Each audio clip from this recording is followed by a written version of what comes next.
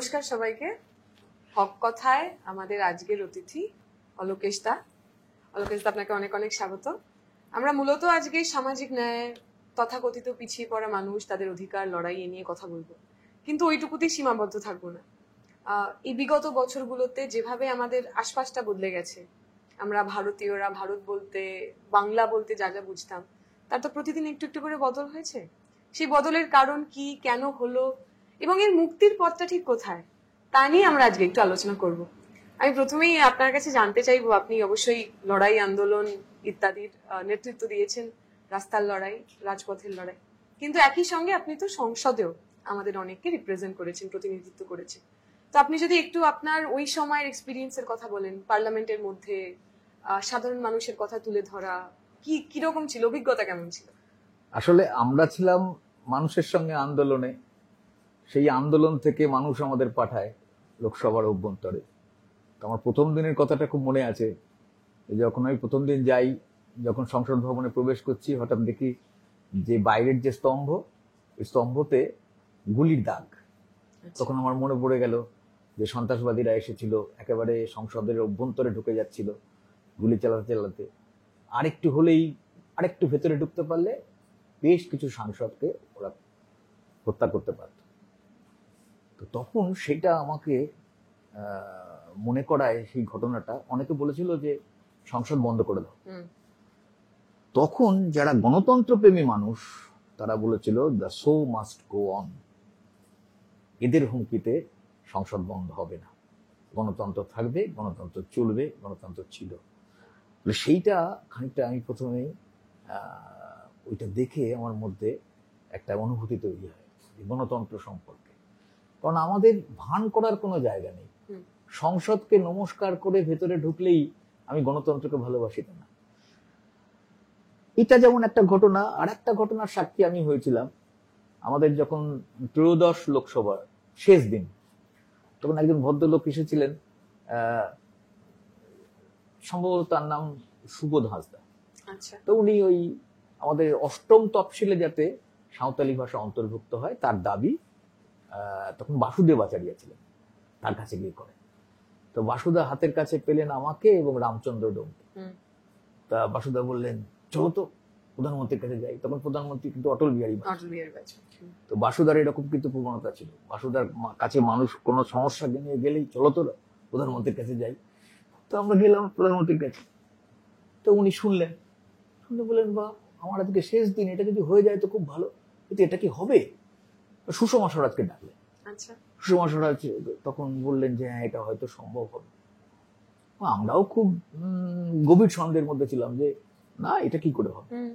কিন্তু আমি অদ্ভুত ভাবে দেখলাম যে দুপুরের পরে সেটা এলো, বিলটা এলো, এবং তারপর সেই বিলটা অনুমোদন হয়ে গেল একদিনের মধ্যে।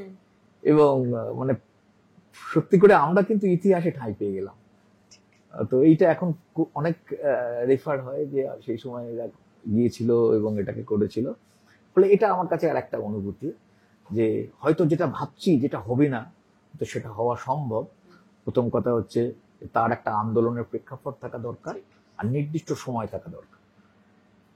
তৃতীয় যে জিনিসটা, আর একটা বাইরে থেকে আমি শুনতাম যে অর্থনীতির ব্যাপারে বামপন্থীর একটা অন্য ধরনের অবস্থান গ্রহণ করে, যেটা অন্য দলগুলো তারা আবার এক জায়গায় থাকে অর্থনীতি, তাদের মধ্যে হ্যাঁ তাদের মধ্যে অমিল আছে অনেক, কিন্তু এই ব্যাপারে মিল।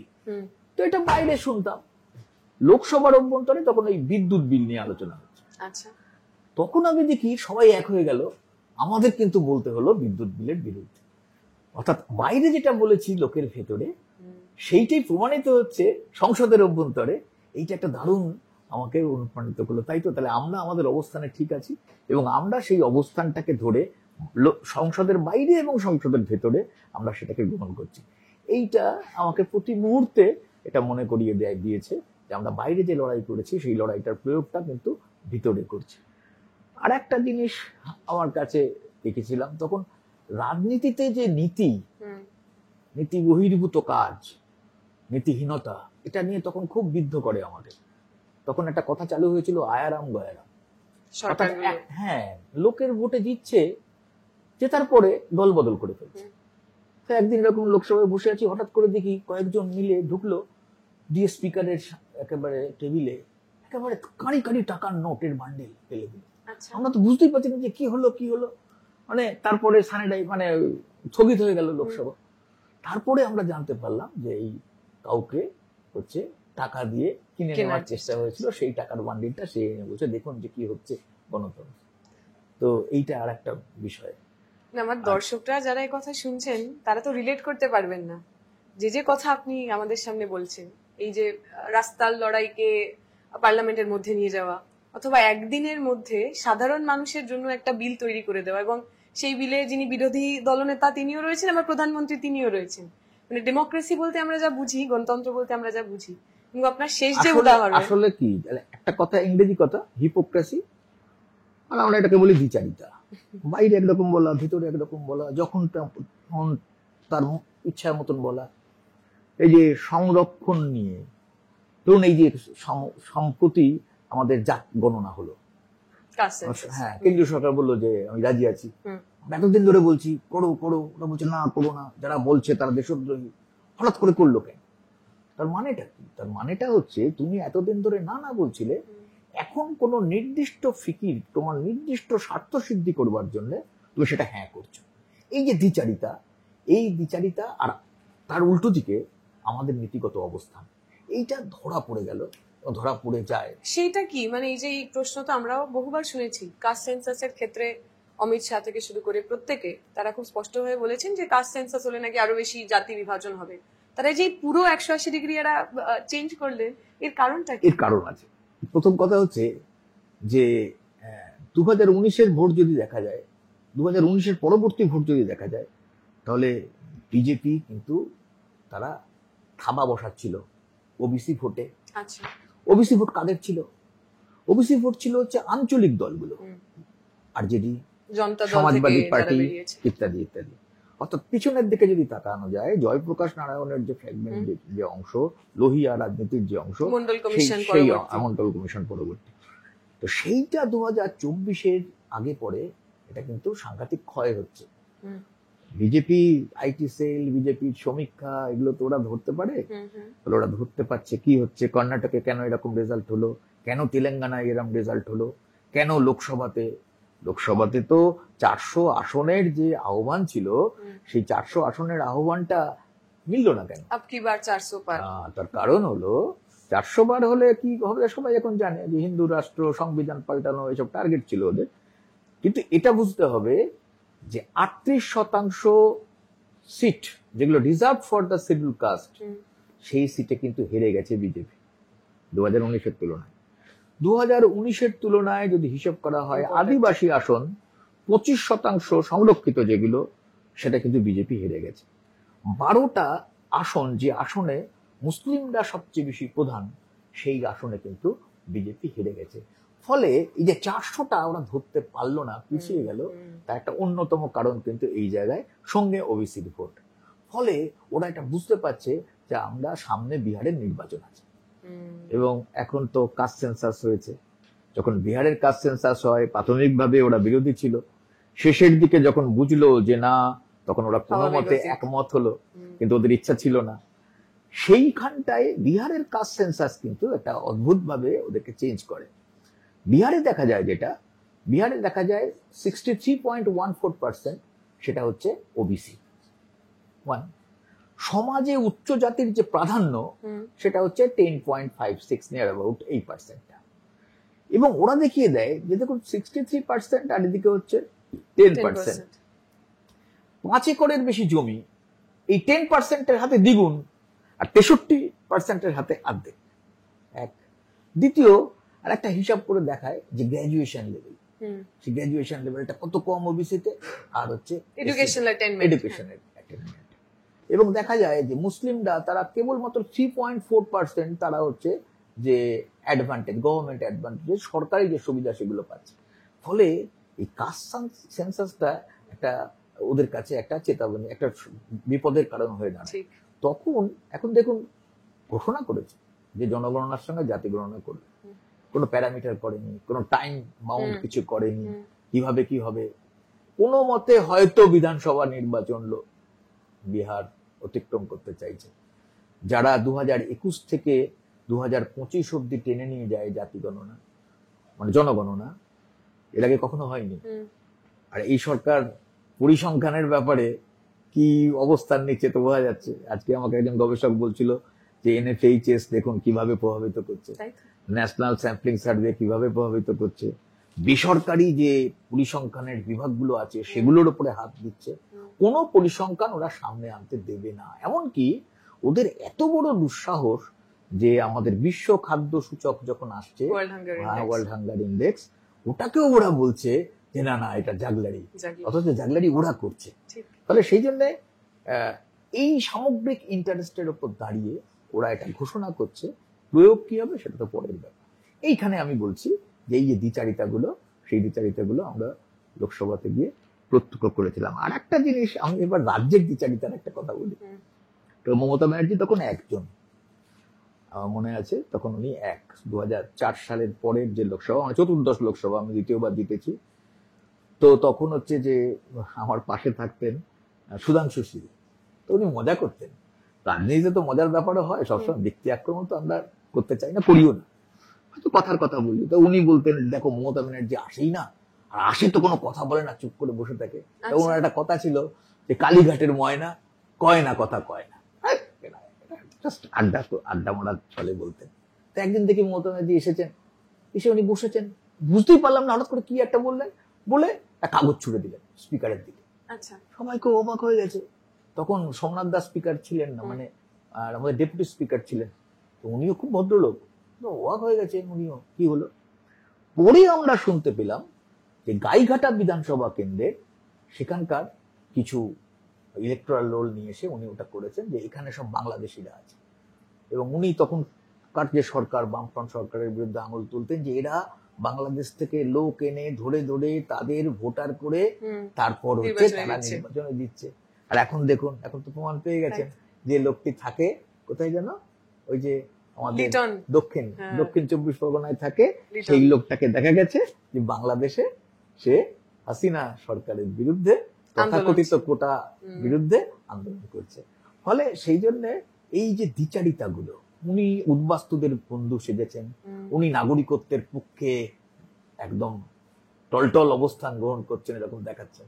তা আসলে কি 2005 সালে কিন্তু উনি ধরা দিয়ে দিয়েছিলেন নিজেকে, এবং 2006 সালে আমাদের রাজ্যে যখন নির্বাচন হয় তখন কিন্তু ওনার জন্য উনি অভিযোগ করেছিলেন। অভিযোগ করার পরে ইলেকশন কমিশন থেকে একটা লোক আসে, প্রচুর লোকের নাম কেটে দেয় পশ্চিমবাংলা থেকে। ফলে এইগুলো মানে দ্বিচারিতার দিক থেকে কিন্তু মমতা বন্দ্যোপাধ্যায়ের অনেক উদাহরণ আছে, আর সেই উদাহরণ সব এখন টানছি না, সবাই জানে, সেটাও একটা দেখেছি। জোক আমরা বলছিলাম যে মমতা ব্যানার্জি শুরু করেছিলেন উনি জাতীয় নেত্রী হবেন এই হিসাবে, তৃণমূলকে জাতীয় দল করতে হবে। সেই জাতীয় দল করতে করতে কখন যেন আন্তর্জাতিক দল হয়ে গেছেন, যে ওনার দলের লোক বাংলাদেশেও আন্দোলনে রয়েছেন, পশ্চিমবঙ্গের আন্দোলনে রয়েছেন।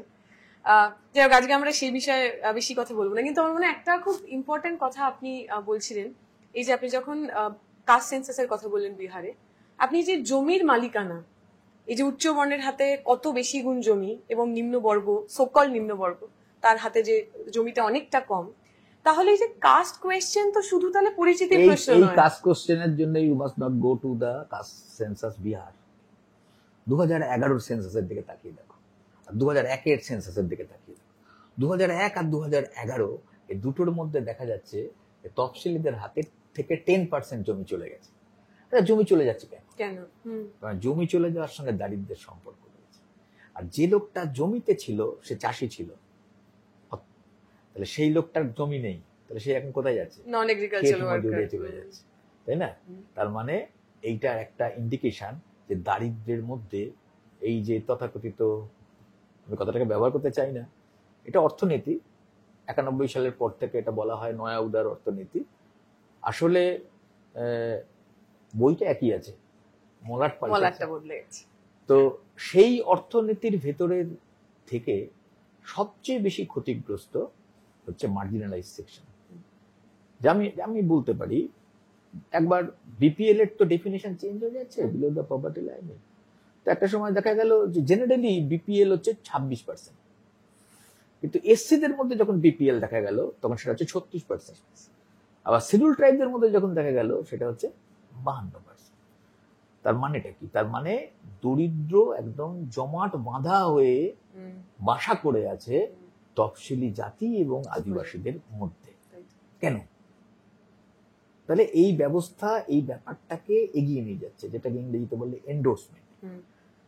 তো এখন যদি আমি আরেকটুখানি বলি যে নয়া উদার অর্থনীতিতে, সেটাও কিন্তু সব রিপোর্ট কিন্তু সেন্সাসের রিপোর্ট। সেখানে দেখা যাচ্ছে যে 78 মানে 78% তফসিলিদের ঘরে কোনো বিদ্যুৎ নেই। আর হচ্ছে যে 90% সম্পূর্ণ শৌচ ব্যবস্থার অনেকগুলো পার্ট হয়, ইন টোটালিটি একসঙ্গে সম্পূর্ণ শৌচ ব্যবস্থা তফসিলি ঘরের যদি দিকে তাকানো যায় 90% নেই।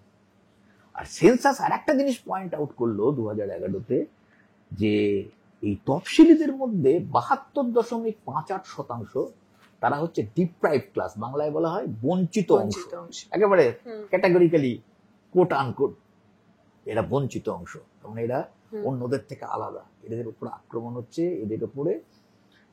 ফলে সেইটা, এবং যে জমির কথা বলা হচ্ছিল, এই বঞ্চিত শ্রেণীর ভেতরে প্রায় 89.25% তাদের হাতে কোনো জমি নেই। জমির কথাটা এলো। ফলে আর আমাদের যে ওয়ার্কফোর্স আছে, মানে যেটা শ্রমশক্তি বলা হয়, সেই শ্রমশক্তির ভেতরে কেন বলছি এরকম, যে সেই শ্রমশক্তির ভেতরে কিন্তু প্রায় 71.7% ইদার এসটি, মানে তফসিলি জাতি অথবা আদিবাসী অথবা অন্যান্য পিছিয়ে পড়া জাতিভুক্ত মানুষ। তার মানে বোঝা যাচ্ছে যে যারা শ্রমশক্তির অংশ, তাদের কি ধরনের করুণ অবস্থা। এই যে আজকে আলোচনা হচ্ছে ধর্মঘট হবে ইত্যাদি, কেউ বলছে ধর্মঘট হবে কেন, না হওয়াই কথা, অনেকে বলছে। তারা যদি জানতো যে আসলে শ্রমিকদের অবস্থাটা এইরকম, আর এই শ্রমিকদের মধ্যে প্রাধান্য করে একেবারে গতর খাটা মেহনত বেশি করা কাজ, তাদের মধ্যে এই অংশটা। ফলে এইটা আর একটা জিনিস বেরিয়েছে, সেটাও আমাদের এই জনগণনার রিপোর্ট, সেটা হচ্ছে যে অ্যাকচুয়ালি শিডিউল কাস্ট আছে 16.6%। তাহলে সম্পদ কত আছে? সেই সম্পদ দেখা যাচ্ছে 7.6%, প্রায় অর্ধেকের। এসটিদের মধ্যে হচ্ছে 8.6, সম্পদ কত? 3.7, মানে অর্ধেক, প্রায় অর্ধেকের কম। ওবিসি কত? 52%, যদিও এখন এটা নিয়ে বিতর্ক আছে, এটা বাড়বে হয়তো। ওবিসিদের হাতে 31% সম্পদ। তাহলে এসসি এসটি ওবিসি জনসংখ্যা যোগ করলে হচ্ছে 77.51%। এদের হাতে সম্পদ কত? এদের হাতে সম্পদ হচ্ছে 42.3%। তাহলে রেস্টটা কারা? রেস্ট এদের বাদ দিয়ে যে অংশটা, সেই অংশটার হাতে 22.4%। এদের মধ্যে আবার কিন্তু ব্যাপার আছে, এদের মধ্যে কিন্তু আছে হচ্ছে সংখ্যালঘু, তাদের অবস্থা কিন্তু প্রায় দলিতদের কাছাকাছি। তাহলে 22.4%-এর হাতে 57.7% সম্পদ। এর মধ্যে যদি সংখ্যালঘুটা বার করে দেওয়া যায়, তাহলে এই বৈষম্যের চিত্রটা বোঝা যাবে। এসসি এসটি ওবিসি মুসলিম, তারা খুব অল্প অংশ সম্পদ দখল করে আছে। আর তথাকথিত উচ্চ বর্ণ বলে সমাজ যাদেরকে চিহ্নিত করছে, তাদের হাতে প্রচুর সম্পদ। এইগুলো কিন্তু একটা মানে বিষয়, যে আমাদের এখানকার যে মানুষগুলো কিভাবে পিছোচ্ছে, এগোচ্ছে না। সেই পিছনোর যে অর্থনীতিতে তার জায়গা, সেই জায়গাগুলো আমাদের এই পরিসংখ্যানগুলো তৈরি করে দিচ্ছে। আমরা তো ইন জেনারেল ভাবি যে এই কাস্ট সিস্টেম বা এই জাতপাতের যা সমস্যা, এগুলো একটা সামন্তবাদের ফল আর কি। মানে পুরোনো দিনে হতো, আগেকার জমানায় হতো, এখন তো মডার্নিটি হয়েছে, আধুনিক মানুষ, এত কলকারখানা হচ্ছে, ফোন হয়েছে, মেট্রো হয়েছে, আমরা তো এগিয়েছি সেভাবে দেখতে গেলে। কিন্তু কোথাও না কোথাও এই যে জাতিগত বিভাজন এবং তার সঙ্গে কাজের যে সম্পর্ক, মানে তাকে যদি বলা হয় কাস্ট ওয়াইজ অকুপেশনাল সেগ্রিগেশন, সেইটা কি কোথাও বদলেছে? এটা খুব ভালো ব্যাপার, মানে প্রশ্নটা ভালো, এটা কেউ তো মানতে চায় না। আচ্ছা, পশ্চিমবাংলায়, এই পশ্চিমবাংলা দিয়ে শুরু করি। একদম পশ্চিমবাংলায় যখন একটা লোককে দিয়ে কাজ করানো হয়, তাকে কম মজুরি দেওয়ার অভ্যাস থাকে। আমরা পারিশ্রমিক দেওয়ার সময় দরাদরি কাজ করি কার সঙ্গে? রিক্সা যে চালায় তার সঙ্গে, যে আমাদের হয়তো কোনো ব্যাগ এখান থেকে ওখানে নিয়ে যাচ্ছে তার সঙ্গে, যিনি গৃহ সহায়িকার কাজ করেন। এটা দেখবেন যে কাউকে দিয়ে কাজ করানো হচ্ছে, সে যদি একটু সাঁওতাল মেয়ে হয়, এই তুই এত টাকা দিয়ে কি করবি, কি লাগবে তো, বলে তুই কম টাকা নে, তুই তো এই টাকা নিয়ে মদ খেয়ে পড়ে থাকবি, ঠিক, কম টাকা নেই। বিন্দা কারাতে লেখা আছে, বই আছে, একেবারে পরিসংখ্যান দিয়ে দেওয়া আছে যে কিভাবে গোটা দেশে স্বীকৃতভাবে জাতি ভেদে মজুরি, তার মানে একই কাজ করবে হায়ার কাস্ট সে বেশি মজুরি পাবে, একই কাজ করবে লোয়ার কাস্ট সে কম মজুরি পাবে। এটা একদম স্বীকৃতভাবে আমাদের দেশে পশ্চিমবাংলায় আছে। কিভাবে আছে? পশ্চিমবাংলায় যারা বিড়ি বাঁধে, মুর্শিদাবাদ থেকে বিড়ি যে বাঁধছে, বিড়ির ঝুড়ি এক ঝুড়ি, বিড়ির তামাক একই তামাক, বিড়ির সুতো একই সুতো, বিড়ির পাতা একই পাতা, এদিকে ছেলে এদিকে মেয়ে। একটা ছেলে 170 টাকা মজুরি, একটি মেয়ে 110 120 টাকা মজুরি। মানে বিশাল ডিফারেন্স। পশ্চিমবঙ্গে লিঙ্গভেদে মজুরি কে বলতে পারে? আমরা আজ বললাম একটা যেই সাঁওতাল মেয়ে এলো কাজ করতে, এত টাকা নিয়ে কি করবি, এটা কম টাকা নেয়, আর সে তো তর্ক করতে জানে না, তার মধ্যে হীনমন্যতা ভয়ঙ্কর ভাবে, বলে দাও ওই টাকাটাই দাও, কিছুই যখন পাচ্ছি না, এইভাবে ঠকানো হয়। তাহলে জাত ভেদে মজুরি।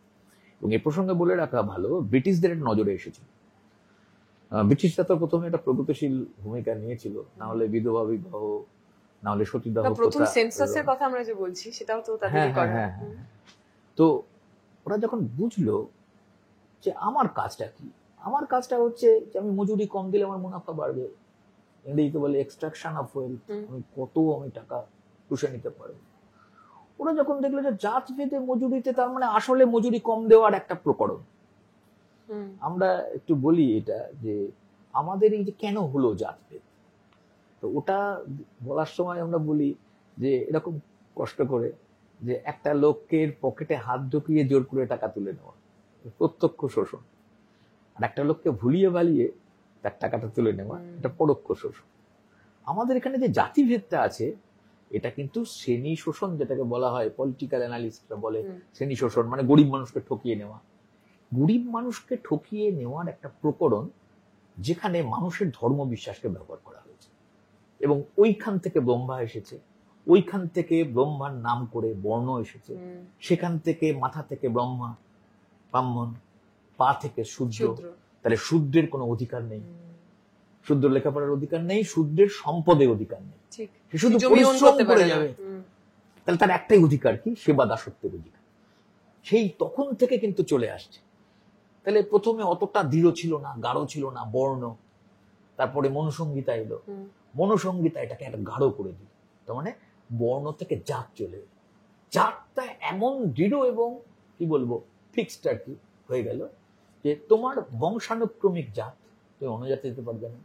আর তুমি যেটা বলছিলে যে জাতের সঙ্গে পেশাটাকে যুক্ত করে দিল, কামারের ছেলে কামার, কুমোরের ছেলে কুমোর, লোহারের ছেলে লোহার, একেবারে এর বাইরে যেতে পারবে না। রিসেন্ট একটা খবর এসেছে, কর্ণাটকে একটা দলিত ছেলে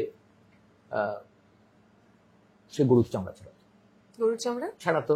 আচ্ছা, নর্মালি যে আলোচনাটা এসেছে যে সমাজে যত ব্রাত্য কাজগুলো, যে কাজগুলো খারাপ চোখে দেখা হয়, নোংরা কাজ, ড্রেন পরিষ্কার করা, তারপরে হচ্ছে তথাকথিত যাদেরকে ম্যাথর বলা হয়, ডোম যাকে বলা হয়, তারপর হচ্ছে যে এই চামার বলে না, চামার এই কাজ করা হয়। তাহলে সমাজে যে কাজগুলো খারাপ এবং সবচেয়ে মেহনত বেশি যে কাজ, যে এখন একটা পরিসংখ্যান বেরিয়েছে যে কন্ট্রাকচুয়াল এবং যেগুলো হচ্ছে কি বলে ফ্লেক্সি বলে, মানে এটাকে বলে ক্যাজুয়াল ওয়ার্ক, এই কাজে কিন্তু সবচেয়ে বেশি এরা। কিন্তু আমার যদি হচ্ছে যদি স্থায়ী চাকরি বলো, যেখানে মজুরি বেশি, যেখানে স্থায়িত্ব বেশি, সম্মান বেশি, সেখানে কিন্তু এরা নেই, অ্যাবসেন্ট। ফলে ওই সময় থেকে টানো, তখন থেকে 2500 3000 বছর ধরে মনু এটাকে ফিক্স করে এসেছে, বংশানুক্রমিক জাত ভেদ পেশা তার নির্দিষ্ট করে দিল।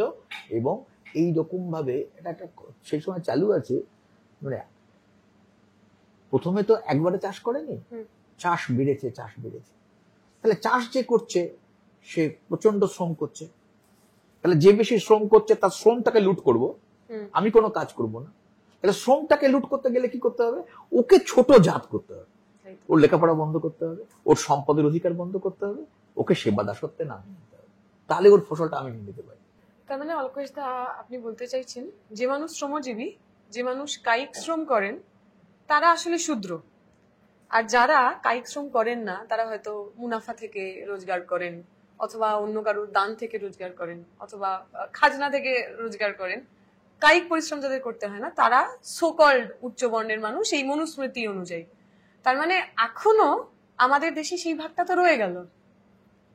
ভাগটা রয়ে গেল না, ভাগটা ভয়ঙ্কর ভাবে রয়ে গেল। আমি উত্তর ভারত দক্ষিণ ভারতের কথা, সেটা হচ্ছে যে ঘোড়া চড়তে পারবে না বিয়েতে যাওয়ার সময় বরযাত্রীতে। গুজরাটে একটা ছেলে বাবার কাছে ঘোড়া কেনার আবদার করেছিল, প্রদীপ টড়ি ছেলেটার নাম। তো বাবা ওকে ঘোড়া কিনতে দেবে না, উচ্চবর্ণের লোকেরা একদম মেরে ফেলে দেবে। তা খুবই আবদার করার পরে ওকে ঘোড়াটা কিনে দিয়েছিল, দিয়ে বলেছিল এই ঘোড়ায় কিন্তু তুমি চড়তে পারবে না, চড়লে তুমি রাত্রে চড়বে, যাতে কেউ দেখতে না পায়। হ্যাঁ। তো ও রাত্রে চড়তে চড়তে খেয়াল করেনি কখন হচ্ছে ভোর হয়ে গেছে। এবার তথাকথিত উচ্চবর্ণের লোকেরা দেখেছে, তারপরে ঘোড়ারও গলা কাটা গেছে, ছেলেটারও গলা কাটা গেছে। আমাদের দেশের দলিতরা রাস্তার মধ্যে কান্দে হাঁটতে পারে না। যে পাড়ায় থাকে, যে গ্রামে থাকে, একেবারে বাইরে থাকতে হয়। বিয়েতে সে বাজনা বাজাতে পারে না, বিয়ের যে বর সে পাগড়ি পরতে পারে না, বিয়েতে আলোর রোশনাই একদম নিষেধ, পার্কে পায়ের ওপর পা, যেটাকে ইংরেজিতে বলে ক্রস লেগ, কিছুতেই না, সে আক্রান্ত হয়ে যাবে। ফলে এগুলো ভয়ঙ্কর ভাবে ইন্দ্রা মেঘওয়ালের যে ঘটনাটা রাজস্থানে কি হলো, মানে আম্বেদকর কেন এত উষ্মা প্রকাশ করেছিলেন? আম্বেদকর নিজের বাবাকে দেখেছিলেন যে তার ছিল মাহার, সমাজের সবচেয়ে নিচু জাতি বলে সমাজ বলে। এবার রাস্তা দিয়ে যখন যাচ্ছেন গলায় একটা হাড়ি, পিছনে একটা ঝাড়ু। কেন? তার থুতু যদি রাস্তায় পড়ে, তার উপর দিয়ে যদি কেউ যায় তথাকথিত উচ্চবর্ণ, তাহলে তাকে শুদ্ধ হতে হবে, স্নান করতে হবে। এক, তাহলে আমার থুতু, আমি ছোট জাত, সেটা মাটিতে পড়ে যাবে না। আমার ধুলো আমাকেই সঙ্গে নিয়ে যেতে হবে, রাস্তায় যেন তার কোনো চিহ্ন থাকে না। আম্বেদকরের বাবাকে কিন্তু পিছনে ঝাড়ু নিয়ে চলতে হতো, এটা উনি দেখেছিলেন। তাহলে এই অস্পৃশ্যতা, তাহলে সংবিধানে উনি তুলে দিলেন। সেটা ইন্দ্র মেঘওয়ালের ঘটনায় কি প্রমাণ করে? আছে, যদি ইউনাইটেড নেশনস এর একটা রিপোর্টে দেখা যায়, তাহলে সেই রিপোর্টে দেখা যাচ্ছে যে গোটা পৃথিবীতে সবচেয়ে বেশি অস্পৃশ্যতার ঘটনা ভারতবর্ষে। তাহলে সেইটা যদি হয়, তাহলে আমরা এটা বলতে পারি যে, আমি ছোট ছোট কতগুলো ঘটনা বলতে পারি কিভাবে হয়। আচ্ছা, এটা দলিত মেয়ে একটা সাধারণ মেয়ে, তুলনায় দেখা যাচ্ছে 14.6 বছর কম বাঁচে। কেন? কি অবস্থায় আছে তার অর্থনীতি, তার সমাজ, তার জীবনযাত্রা, জীবনের মূল্য আর কি। জীবনের মূল্য এক। দুই, আমি যদি বলি সকল হায়ার কাস্ট, যার মধ্যে ব্রাহ্মণই ধরি, আমি একেবারে পরিসংখ্যানের কথা বলি, ব্রাহ্মণদের গড় পারিবারিক আয় একজন দলিতের 1.9 গুণ, অলমোস্ট ডাবল। আদিবাসীদের ক্ষেত্রে এটা 2.2 গুণ। তাহলে সমাজ কোন দিকে চলছে? তাহলে এর থেকে বোঝা যায় যে অসুখে ছিল সমাজ, সেই অসুখ কিন্তু আছে। আমার মনে পড়ে যাচ্ছে আপনার কথাতেই, আমরা কিছুদিন আগে একটা আই থিঙ্ক স্ট্যাটিস্টিক্স দেখছিলাম যে এই মুহূর্তে যতগুলো সেন্ট্রাল ইউনিভার্সিটি রয়েছে তাতে ওবিসি শিক্ষকের সংখ্যা প্রায় নেই বললেই চলে। এবং আমরা যদি জাজদের দেখি, বিচার ব্যবস্থায় দেখি, তাহলে কবে কোনো দলিত জাজ হয়েছে এতগুলো বছর হয়ে গেছে স্বাধীনতার পর, আমরা শুনতে পাইনি। তাহলে এই যে আমাদের মনের মধ্যে বা আমরা যেই বলতে চাইছি যেটা শাইনিং ইন্ডিয়া, ইন্ডিয়া আগে बढ़ रहा है, তাহলে আসলে ভারতে কারা আগে बढ़ रहा है আর কি, কারা এগিয়ে যাচ্ছে? একেবারে উপর থেকে শুরু করা যায়। সুপ্রিম কোর্টে 47 জন জাজের মধ্যে 40 জন ব্রাহ্মণ। আচ্ছা, আইএএস এ কিন্তু রিজার্ভেশন আছে। তো আইএএস রিজার্ভেশন থাকার পরেও দেখা যাচ্ছে যে প্রচুর পরিমাণে নন রিজার্ভড অংশ এবং পার্সেন্টেজে আসছে না। কি ব্যাপার? তখন দেখা গেল যে আইএএস এর সঙ্গে আইএএস প্রমোটই আছে। আইএএস প্রমোটই যখন হয় তখন আর রিজার্ভেশন অ্যাপ্লিকেশন হয় না। তখন এই আইএএস প্রমোটি গুলো সো কল্ড হায়ার কাস্টের প্রমোট করা হয়, দিয়ে দেখা যায় যে এসসি অংশ, এসটি অংশ, তারা আইএএস কমে গেল আর এই অংশটা বেড়ে গেল। ঠিক যেমন এই যে একটা ইউপিএসসি হচ্ছিল না, ইউপিএসসি তে কি করলো? ব্যাকডোর, মানে ওখানে কোনো রিজার্ভেশন থাকবে থাকবে না, না। তাই না? অর্থাৎ ইউপিএসসিতে টপ গ্রুপ ট্যাগদের ভেতরে কোনো রিজার্ভেশন থাকবে না, so called application of higher caste থাকবে। ফলে এইরকম ভাবে ঘুরপথে রাজ্যসভায় কোনো রিজার্ভেশন নেই। নেই। তাহলে রিজার্ভেশন না থাকলে কি হয়? আম্বেদকর যদি এই প্রভিশন না দিতেন, তার জ্বলন্ত প্রমাণ হচ্ছে রাজ্যসভায় কোনো 15%, 7.5% কোনো চিহ্ন মাত্র নেই। 233 জন হচ্ছে রাজ্যসভার মেম্বার, এসসি এসটি নেই বললেই চলে, যেহেতু যে কাউকে করা যেত। আচ্ছা, আমাদের যে সিটগুলো হয়, কিছু সিট এসসি রিজার্ভ, কিছু সিট এসটি রিজার্ভ, তাই তো? কিছু জেনারেল। আচ্ছা, এই জেনারেল সিটে কতজন এসসি এসটি জায়গা পান? কজন এসটি জায়গা পায়? এর থেকে বোঝা যায় দৃষ্টিভঙ্গিটা বেঁধে দেওয়া হয়েছে বলে তুমি তথাকথিত ক্ষমতায়নের বিষয়টা নিয়ে মাতামাতি করছো। তোমার যদি বেঁধে না দেওয়া হতো, তুমি চলতি খাতে গড্ডালিকা প্রবাহের মধ্যে থাকতে এবং তথাকথিত ব্রাহ্মণ্যবাদ সেটাকেই তুমি এস্টাবলিশ করতে। যদি এইসব খবর আসে সামনে ভালো হয়, কিন্তু আমরা কি এতগুলো মিডিয়া এত বাড়ছে পাই খবর? তারও একটা কারণ আছে। মিডিয়া রিপ্রেজেন্টেশন হচ্ছে যে মিডিয়া নিউজ রুম তুমি যদি 121 জনকে পাও, তার মধ্যে 106 জন হচ্ছে সো কল্ড হায়ার কাস্ট, উচ্চবর্ণ। তাহলে তোমার এদের কথা বলবে কে? একটা অক্সফ্যাম রিপোর্ট 2019 যদি তুমি দেখো, সেখানে ওরা বলেছে যে ডেইলি পেপার গুলো হয় না, তার ফার্স্ট পেজে 972টা যদি আর্টিকেল থাকে, তাহলে 972টা আর্টিকেলের মধ্যে কেবল 1% যেটা হচ্ছে জাত সমস্যা সম্পর্কিত। অথচ এটা কিরকম হিমালয় পর্বতের মতন সমস্যা, আমরা এতক্ষণ যে আলোচনাগুলো করলাম সেই আলোচনাগুলোর মধ্যে কিন্তু পরিষ্কার এলো, কিন্তু আসলে সেটা মাধ্যমে কোনো ঠাঁই পাচ্ছে না। ফলে এইগুলো হচ্ছে একটা ব্যাপার। আমাদের ইউজিসির চেয়ারম্যান অনেকগুলোর সঙ্গে আমার কথা হয়েছে। একজন তো আমার ইউনিভার্সিটির প্রাক্তন উপাচার্য ছিলেন। আমি সম্ভবত প্রফেসর জসপাল, তখন আমার মনে আছে ওনার সঙ্গে মিট করেছিলাম। আমরা ইউনিভার্সিটি এক্সিকিউটিভ কাউন্সিলে ছিলাম, ওখান থেকে আমরা যাই একটা মিট করতে, তো ওই একটা আমার আলাপ। তারপরে সুখদেব থোরাট, তিনি ইউসির চেয়ারম্যান হয়েছিলেন, আমি ইউনিভার্সিটিতে কনভোকেশনে নিয়ে এসেছিলাম, আলাপ। এরকম 17 জন ইউজিসির চেয়ারম্যান হয়েছে, একমাত্র সুখদেব থোরাট ছাড়া আর কেউ কিন্তু ছিল। এটা এইসব কথাগুলো বললে অনেকে বলে এই দেখেছো জাতের কথা আনছে, জাতবাদী কথাটা আনছে, কিন্তু প্রদীপের আলোটাকে তুমি ফোকাস করো, প্রদীপের নিচে এই ধরনের অন্ধকারগুলো রয়েছে, সেই অন্ধকারের কথা বললেই তুমি অন্ধকারের লোক, তুমি জাতের লোক। অর্থাৎ অধিকারের প্রশ্ন তুললেই আক্রমণ, যেটা এই 2014 সাল থেকে হচ্ছে। অধিকার বোধ বাড়ছে এই অংশের ভেতরে, তারা এই কথাগুলো বলছে, তারা অধিকার চাইছে, সমান অধিকার চাইছে, ইকুয়ালিটি চাইছে, নট ইউনিফর্মিটি।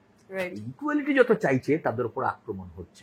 তার জন্য ওই এসসি এসটি পিওএ অ্যাক্ট, যেটা এদেরকে খানিকটা স্বস্তি দেয় যে তোমাকে জাত তুলে কেউ গালাগাল দিতে পারবে না, সেইটাকে লঘু করার চেষ্টা করা হয়েছিল। তারপর তারা ধর্মঘটে গোটা দেশে নেমে গেল, তাদের উপর আক্রমণ হলো, পুলিশের গুলি চললো, 8 জন মারা গেল। এইগুলো সব একটা ইঙ্গিত। ফলে সেই জন্য এই সমস্যাগুলো আসছে না। যখন এই সমস্যাগুলো তার প্রতিকারের দাবিতে অধিকারের আন্দোলনগুলো আসছে, তখন তার উপরে আক্রমণ আসছে। আজকে যে এই যে এনসিআরবি রিপোর্ট করছে যে দলিতদের উপরে অত্যাচার বাড়ছে, তার একটা কারণ কিন্তু এদের মধ্যে অধিকার বোধ জাগৃত হচ্ছে, অধিকারের আন্দোলন তৈরি। আপনি বললেন ইউনিফর্মিটি নয় কিন্তু ইকুয়ালিটি, এবং সেখান থেকে তাহলে আমাদের দ্বিতীয় মানে পরের প্রশ্ন যেটা আমরা করতে পারি যে ইউনিফর্ম সিভিল কোড, যা নিয়ে প্রচুর চর্চা হচ্ছে।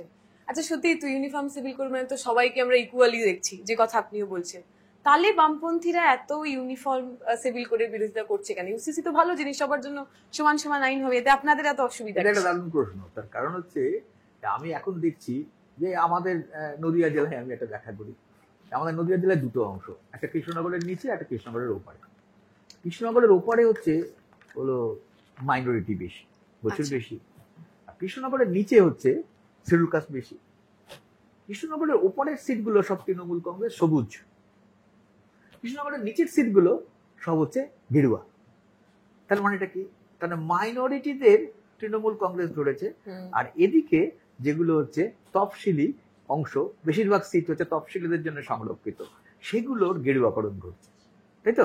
তাহলে এইটার থেকে একটা জিনিস আমরা বুঝতে পারছি যে এদের মধ্যে এমন কিছু জিনিস কাজ করাচ্ছে যেখানে ওদেরকে ধরতে সুবিধা হচ্ছে। কেন? তো ন্যাচারালি তো এরা বিজেপির সাথে যাওয়া উচিত না। তফসিলি অংশটা বেশিরভাগটা হচ্ছে উদ্বাস্তু, উল্টো বললাম, উদ্বাস্তুদের 95% হচ্ছে তফসিলি। উদ্বাস্তুরা পূর্ববঙ্গ থেকে এসেছে, কি বলছে?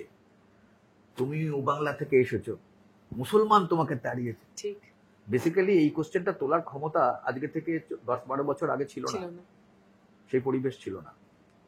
এরা তুলছে, প্রথমে তুলেছে নাগরিকত্ব দিয়ে, নাগরিকত্ব দিয়ে টানার পরে নাগরিকত্বটা নিয়ে একটা উত্তর মোটামুটি খাড়া করবার পর এবার চলে যাচ্ছে, যখন কথা বলার অবস্থা তৈরি হচ্ছে তখন মুসলমান কোশ্চেন। তাহলে মুসলমানের বিরুদ্ধে ঘৃণা, কি ঘৃণা? বলছে দেখুন আমাদের দেশ ধর্মনিরপেক্ষ, মুসলমানদের জন্য আলাদা আইন থাকবে কেন? এটা তো ঠিক না, আইন হবে সকলের জন্য সমান। কে ইউনিফর্ম, কে ইকুয়াল, এতটা গরিব মানুষ বোঝেন সমান। তাহলে আমাদের কি করতে হবে? তাহলে আমাদের এদের এই শরিয়তি একটা আইন আছে, এটা বন্ধ করতে হবে, এবং এটা সবাই খুব গ্রহণ করে। তাই তো, ঠিক বলছেন আপনি। এটাই তো, মুসলমানদের তোষণ করেই গেল এরা, মুসলমানরা সব পাচ্ছে। তো তখন আমাকে যখন বলে, আমি বললাম যে ঠিক আছে, না মেনে নিলাম সকলেরই সমান আইন। আমার তখন ওরা আবার মাঝে মাঝে বলে যে আপনি এটা কি বলছেন, যে আপনারা ঠিক বলছেন, আপনি তো অন্য জায়গায় বলেন যে না এটা ঠিক না। তাই না, আমি পরে একটা শর্ত আছে। কি শর্ত? না, পরের শর্তটা হচ্ছে যে শুধুমাত্র ওই আইনে সমান হলে হবে না। বলে কিসে সমান হতে হবে? কারণ দেখুন, আমি ওই একটা মোবাইলে দেখেছি যে আম্বানির নাকি 200 কত তলা বাড়ি আছে, হ্যাঁ, এবং সেই বাড়ির মাথায় কিন্তু হেলিকপ্টার আছে। তো আপনার বাড়ি, আমার বাড়ি, একতলা বাড়ি, বাড়ির মাথায় পাখি বসে না, তো হেলিকপ্টার দূরের কথা। তাহলে সমান যদি হয়, তাহলে দেখুন ওর নয় 239 তলা বাড়ি, আমারও 239 তলা বাড়ি, আর না হলে 239 তলা ছেঁটে দেবো, একতলা আমার, ওর ছেলে মেয়েরা সব দেখুন বিদেশে পড়াশোনা করে, আমার আপনার ছেলে দেখুন ওই স্কুলটায় পড়ে, প্রাইমারি স্কুল, ছাদ নেই, একটা টিচার, বর্ষাকালে জল পড়ে, চলে আসে গাছের তলায়, কোনো মতে মিড ডে মিল খায়, ওদের মিড ডে মিলের কোনো তোয়াক্কা লাগে না। তখন তো অবাক হয়ে তাকায়, তাহলে সমান অধিকার, তাহলে আসল অধিকার পেটের, আসল অধিকার কাজের, তাহলে পেট কাজের যদি সমান হয়ে যাওয়া যায়, তখন অন্য দিক দেখা যাবে।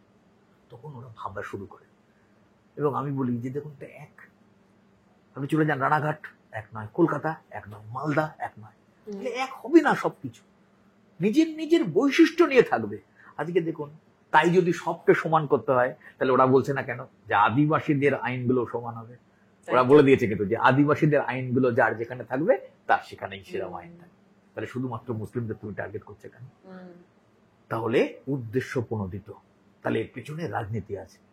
যখনই মানুষ বোঝে রাজনীতি আছে, ও আচ্ছা, আমাদের বলছিল হিন্দু আর মুসলমান, তো হিন্দু মুসলমানের নয়, হ্যাঁ, ক্ষমতা দখল, আপনাকে ভুল বুঝিয়ে ভোটের বাক্স মোটা করবে ওদের পক্ষে, তারপরে ক্ষমতা নেবে, তারপরে নাগরিকত্ব আপনার সব চলে যাবে, তারপরে আপনি ওদের হাতে বন্দী হয়ে যাবেন। এই কথা বলার পরে ওরা তখন বুঝে। আমি এই প্রশ্নই বলি ওদেরকে যে আসলে সবকিছুর পেছনে কিন্তু একটা অর্থনীতি আছে। তো তখন ওরা বলে কিরকম? তো আমি বলি দেখুন, যে সবকিছু যদি জাত আর ধর্মের ব্যাপার হয়, তাহলে মণিপুরটা দেখুন। তো মণিপুরে কি হয়েছিল? মণিপুরে যেটা হয়, মণিপুরে প্রথমে সকলে ভাবে যে দেখুন ওখানে হচ্ছে পাহাড়ের লোকের সঙ্গে সমতলের লোকের আদিবাসী, তারপরে বলে যে উপরের যে লোকগুলো ওইগুলো হচ্ছে এসটি, আর নিচের লোকগুলো এসসি আর জেনারেল। তাহলে লড়াইটা এসটি বনাম এসটি জেনারেল। তারপর দেখা গেল যে না, সেটাও না। তখন আর ওরা বললো যে উপরে যারা আছে ওরা কি খ্রিস্টান, হ্যাঁ, তাহলে নাগা, কুকি ওরা খ্রিস্টান, আর নিচে যারা আছে মিটি এরা হচ্ছে হিন্দু। তাহলে খ্রিস্টান আর হিন্দু ব্যাস চলে এলো আমাদের দেশে যেটা চলছে, হ্যাঁ, ধর্মের ভিত্তিতে বিভাজন, বলেছে এটাই হবে হয়তো। তারপর দেখা গেল এই জিওলজিক্যাল সার্ভে অফ ইন্ডিয়া ওরা একটা সার্ভে করেছে, করে দেখা যাচ্ছে যে ওই পাহাড়ের নিচে যে নিকেল আছে, কপার আছে, প্ল্যাটিনাম আছে, লাইমস্টোন আছে, আর প্রচুর প্রাকৃতিক গ্যাস আছে। প্রচুর তার অর্থ মূল্য, এবং ওটাকে চাইছে কে? আদানি। আদানি পাম গাছ চাষ করবার জন্য সরকারের কাছে জমি চেয়েছিল, সরকার ওকে জমি দিয়েছে পারমিসিবল ইউজ। তার কারণ পাহাড়ে আইন আছে, পাহাড়ের লোকেরাই জমি কিনতে পারবে, অন্য কেউ জমি কিনতে পারবে। তাহলে এই যে আনরেস্ট গুলো হচ্ছে, এই আনরেস্টের পেছনে আসলে অর্থনীতি। এই আনরেস্ট হবে যেরকম কাশ্মীরে হয়েছিল হয়েছিল হয়েছিল, আমরা জানতাম কোনোদিন 35-এ ভাঙবে না, কোনোদিন 370 ভাঙবে না, ছোটবেলা থেকে আমরা শুনি, চোখের সামনে ভেঙে গেল। তাহলে এই যে অস্থিরতার পিছনে পুঁজির হাতকে শক্তিশালী করা, তাহলে সামনে জাত, সামনে ধর্ম, সামনে প্রাদেশিকতা, সামনে ভৌগোলিক অবস্থাগুলো দিয়ে আমাদের চোখে ধুলো দিয়ে দিচ্ছে। ফলে এইগুলো ধুলো দেওয়া। কাশ্মীরও তাই। কাশ্মীরে যে 35-এ, কাশ্মীরে আমার মনে আছে আমি শিয়ালদা স্টেশনে একবার জুতো পালিশ, আমি করি না সাধারণভাবে, তো একটা ছেলে আছে, ওর টাইটেল হচ্ছে দাস, ও মনে করে ও আমি দাস, ও দাস। ও কিভাবে জেনেছে? তো বলে না মানে আপনার জুতো, তো আমি তো করবো না, না আপনাকে করতে, তো করে। তো বললো দাদা এটা কি সত্যি কাশ্মীরে হচ্ছে মুসলমানেরা তারা সব জমি কেনে, হিন্দুরা জমি কিনতে পারে না? আমি বললাম তোর কে বলেছে? তো বললো যে আমাকে তো বলেছে এরকম একজন। এবার ওরকম না, কাশ্মীরে আসলে বেশিরভাগ মুসলমান থাকে, তো বেশিরভাগ মুসলমান থাকে, সবচেয়ে বেশি মুসলমান থাকে যদি রাজ্য ভিত্তিক হয় 75%-এর ওপরে, তা ওখানে একটা আইন আছে যে ওখানকার লোকেরাই জমি কিনতে পারে। তাহলে যে মুসলিম গুলো আছে তারা জমি কিনতে পারবে, তুমি হিন্দু জমি কিনতে পারবে। হ্যাঁ, বললো আমাকে বলেছে যে আমি জমি কিনবো, তো তো আমি জমি কিনতে পারবো না, না তুমি জমি কিনতে পারবে না। তারপর যখন 35-এ ধারা সরে গেছে, তো বলছে দেখুন দাদা এখন তো জমি কেনা যাবে। বললাম তুই জমি কিনবি? তো বলছে যে হ্যাঁ কিরম দাম? তা আমি বললাম এই জায়গাটা খুব ভালো জায়গা, যেটাকে ভূস্বর্গ বলা হয়, বাইরের লোকেরা আসে, হোটেলে থাকে, তার 1 স্কোয়ার ফুট জমির দাম 1 লক্ষ টাকা মাত্র। ও তো খুব ভালো, স্কোয়ার ফুট তো হয়তো বোঝে না। আমি তখন ওকে দেখালাম যে এইরকম হচ্ছে যে স্কোয়ার ফুট। ও তখন বললো ও বাবা এটা কি করে হবে, এত টাকা? তাহলে তাহলে তাহলে তুমি গরিব লোক, তোমাকে বুঝিয়েছিল যে তুমি হিন্দু, তুমি জমি কিনতে পারছো না, তুমি জমি কিনতে পারবে, সেই জন্য 370 দ্বারা বাতিল করতে হবে, 35 দ্বারা বাতিল করতে হবে।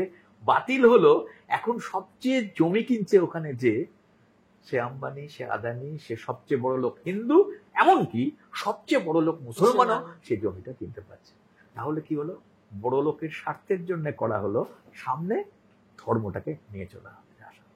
তাহলে এইটাই ভারতীয় সমাজনীতি, রাজনীতি, সরকার এই প্রেক্ষাপটে চলছে। ফলে এইটা মানুষকে বুঝতে হবে যে আসলে অর্থনীতিটা যা চলছে, সেই অর্থনীতিটাকে আড়াল করবার জন্য মানুষ যাতে সঙ্গবদ্ধ না হয়, তাকে ভাগ করো। বিভিন্ন পরিচিতি। রবীন্দ্রনাথ বলেছিল যে ধর্ম আর ধর্মতন্ত্র। রবীন্দ্রনাথ বলেছিল ধর্ম মুক্তির পথ আনে, আর বলেছিল ধর্মতন্ত্র দাসত্বের দিকে মানুষকে এগিয়ে নিয়ে যায়। এটা ধর্মতন্ত্র, এটা ধর্ম না। অথচ ভারতীয়দের মধ্যে তো এই ধর্ম নিয়ে এই যে উগ্রতা, কিন্তু আমরা কখনো দেখিনি। মানে প্রথম দিকে যদি আমরা দেখি 47-এ দেশ স্বাধীন হলো, আমরা তো বললাম যে আমরা ধর্ম নিরপেক্ষ দেশ। তার মানে আমার দেশে যিনি সিটিজেন বা নাগরিক হবেন, তার ধর্মীয় পরিচয়টা, তার যে নাগরিকত্ব, তার সাথে তার কোনো সম্পর্ক নেই। কিন্তু এই যে আপনিও বলছিলেন এনআরসির কথা, সিএ এর কথা, সেটা তো কোথাও না কোথাও এই যে দ্য আইডিয়া অফ ইন্ডিয়া, কে ভারতীয়, সেই ধারণাটাকেই তো কোথাও না কোথাও যেন গোলমাল করে দিয়েছে। আসলে নাগরিকত্ব যেটা, এখন প্রথম কথা হচ্ছে আমাদের 55 সালে একটা আইন ছিল। সেই 55 সালের আইন ছিল যে আমাদের দেশে যে জন্মাবে সে নাগরিক হবে। এরকমও ব্যাপার আছে যে আমাদের দেশের বিমানের মধ্যে একটা কেউ সন্তান হলো, ন্যাচারালাইজেশন। কিন্তু সেটা প্রথম একটা পরিবর্তন হয়। সে পরিবর্তনে হচ্ছে বাবা বা মা কাউকে একটা নাগরিক হতে হবে। আচ্ছা, এই দেশের নাগরিক, এটা রাজীব গান্ধী করে। তারপর এটা আদবানি যখন ছিল, আমরা তখন পার্লামেন্টে ছিলাম, আদবানি একেবারে পেরেক ঠুকে দেয়। আদবানি বলে যার হাতে কোনো বৈধ কাগজপত্র নেই সে হচ্ছে নাগরিক নয়। আচ্ছা। 2, তার বাবা মা দুজনকেই এদেশের নাগরিক হতে হবে, যে কোনো অ্যাকশন হলে হবে না। এইটা মানে হচ্ছে যে আমাদের দেশের প্রায় 90% উদ্বাস্তু ইত্যাদি তাদের আর নাগরিকত্ব রইল না। তো ফলে যখন বিজেপি বলে, যারা সরকারে আছে, যে আমরা নাগরিকত্ব সম্পর্কে আমাদের সরকার মোদি কতটা যত্নবান, তখন আমি ফার্স্ট কোশ্চেন করি, নাগরিকত্ব কার লোকে? নাগরিকত্ব পেরেছে আদবানি, এই ক্রাইটেরিয়াটা। এবং এই যে এনআরসি, তাই না, এই এনআরসিটা ইন্ট্রোডিউস করলো কে? আদবানি। আদবানি এই সর্বনাশটা করে গেছে, রইল। তারপর হচ্ছে যে এই যে 2019 সালের যে প্রেক্ষাপট, ওখানে কি বলা হয়েছে? 2014 সালের 31শে ডিসেম্বরের আগে যারা এসেছে, কারা এসেছে? 3টে দেশ থেকে এসেছে। কোন দেশ? বাংলাদেশ, পাকিস্তান, আফগানিস্তান। 6টা ধর্মের লোক। কি কি? হিন্দু, বৌদ্ধ, জৈন, খ্রিস্টান, শিখ, পার্সি, তাই তো? তাহলে 6টা ধর্মের লোক, তারা আবেদন করলে নাগরিকত্ব পাবে। প্লেন। তাহলে কি বাদ গেল? মুসলমান নেই, তাহলে তারা আবেদন করতে পারবে না। এই যে নাগরিকত্ব নিয়ে এত আন্দোলন হলো, মানে একটা, এই যে আমরা এত আলোচনা করছি হিন্দি, হিন্দু, হিন্দুস্তান, এবং এই যে আলোচনা হচ্ছে এখন একেবারে মানে আমাদের গোলওয়ালকার থেকে শুরু করে ইত্যাদি ইত্যাদি, সাভারকারের রেফারেন্স হচ্ছে, কিভাবে পুণ্যভূমি, তীর্থভূমি, পিতৃভূমি, এইসব কথাগুলো বলেছে। তখন থেকেই একটা পরিকল্পনা হচ্ছে যে একটা অংশকে তুমি একেবারে ফ্রিজ করে দাও, একটা অংশকে তুমি বার করে দাও, না হলে পদানত করে রাখো, এই যে অংশটা। তাহলে তারই কিন্তু রিফ্লেকশন হচ্ছে নাগরিকত্ব আইনে, সেটা রিফ্লেকশন। সেকেন্ডারি সিটিজেন করে রাখা, বেস নাম্বার 1। তাহলে সিটি নয়, নো সিটিজেন, না হলে সেকেন্ডারি সিটিজেন, পায়ের তলায় থাকো, একেবারে মিলে যাচ্ছে এখন প্রথম থেকে, সাভারকার থেকে শুরু করে পর পর পর পর। তো এইটা একটা বিষয়। তৃতীয় আমি যে জায়গাটা আসতে চাইছি, এটা তো গেল ধর্মের ভিত্তিতে একজনের নাগরিকত্ব খতম করে দেওয়া, কিন্তু যে অংশটাকে সবচেয়ে বেশি নিয়ে যাচ্ছে সেটা হচ্ছে হিন্দু উদ্বাস্তু এবং হিন্দু উদ্বাস্তু। আচ্ছা, এই যে হলো 2019 গেল, 2024 অব্দি রুল তৈরি করতে সময় লাগলো, 5 বছরে রুল তৈরি হলো। 2019-এর সময় আমরা বলেছিলাম একদম সম্ভব নয়, চোখে ধুলো দিচ্ছে ভোটের জন্য। 2024-এ আগে রুল তৈরি করলাম, আবার সেই আবহাওয়া তৈরি করলাম যে মোদি সবাইকে নাগরিকত্ব দিয়ে দিলেন। আচ্ছা, আজকে তো 25 সাল, কটা লোক পেয়েছে পশ্চিমবাংলায় নাগরিকত্ব? পেয়েছে কি? পাবে কি করে? প্রথম কথা, আমি সবসময় একটু ঠাট্টা করে বলি যে আবেদন কিভাবে করবেন। আবেদনের প্রথমে লেখা আছে যে আমি অলোকেশ দাস, আমি বাংলাদেশি। প্রথমে সে নিজেই স্বীকার করে নিচ্ছে, হ্যাঁ, নাম্বার 1। তাহলে আমাকে লিখে দিতে হচ্ছে আমি বাংলাদেশি। দ্বিতীয়, ভানু বন্দ্যোপাধ্যায়ের একটা কথা ছিল, ওকে জিজ্ঞাসা করেছিল আচ্ছা পিলারে কটা এল লাগে, তো তখন ও বলেছিল যে একটা এল এলেই হয়, তো 2টো এলে একটু মজবুত হয়। দ্বিতীয় কথাটাই ও বলছে, লেখাচ্ছে আমি কেন ভারতের নাগরিক হতে চাই তার কারণ ডট ডট ডট ডট। প্রথমে বলিয়ে নিল বাংলাদেশি, দ্বিতীয়বারে আমি যে ভারতের নাগরিক নই এটাকে এস্টাবলিশ করিয়ে দিই। তৃতীয় পয়েন্ট হচ্ছে তোমাকে বাংলাদেশে যেতে হবে। চতুর্থ, আমি যে হিন্দু তার প্রমাণ দিতে হবে। ওই যে হিন্দু বলেছে, বৌদ্ধ বলেছে। দেখুন ওয়াকফে কি হয়েছে, ওয়াকফে হচ্ছে সবাই টাকা দিতে পারতো ওয়াকফে, এখন বলছে না কোনো হিন্দু টাকা দিতে পারবে না, নাম্বার 1। 2, সব মুসলমান টাকা দিতে পারবে না। যে মুসলমান গত 5 বছর ধরে এক কাট্টা মুসলমান, সে টাকা দিতে পারে, তার মুসলিমত্ব প্রমাণ করে দিতে হবে, তাই না? তাহলে এখানেও তার হিন্দুত্ব প্রমাণ করে দিতে হবে। তাহলে সমস্ত যে বলা হয়, একটা নতুন টার্ম এসেছে এখন কদিন ধরে শুনছি, ওটাকে বলে নয়া ফ্যাসিবাদী বৈশিষ্ট্য। এই বৈশিষ্ট্যগুলো কিন্তু সব জায়গায় এক রকম হয়ে থাকে।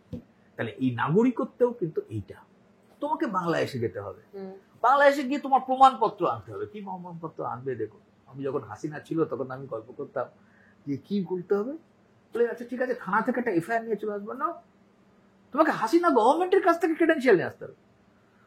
মানে আমি তখন ঠাট্টা করে বলতাম, ও তাহলে গাছের কাছে যেতে হবে, হাসিনা রে হাসিনা, এদেশে মোদির জ্বালায় আর বাসি না, আমার একটা কাগজ দে। ও লিখে দেবে যে এদেশের মুসলমান ধর্মীয় অত্যাচারের কারণে এদেশে আসতে হয়েছে। তাহলে ওখানে লিখতে হবে ওকে যে মুসলমানের অত্যাচারের কারণে আমি ভারতে যেতে বাধ্য হয়েছি। কোনোদিন দেয়? ওদেশে মুসলমান কত অংশ? কেউ দেবে? দেয়?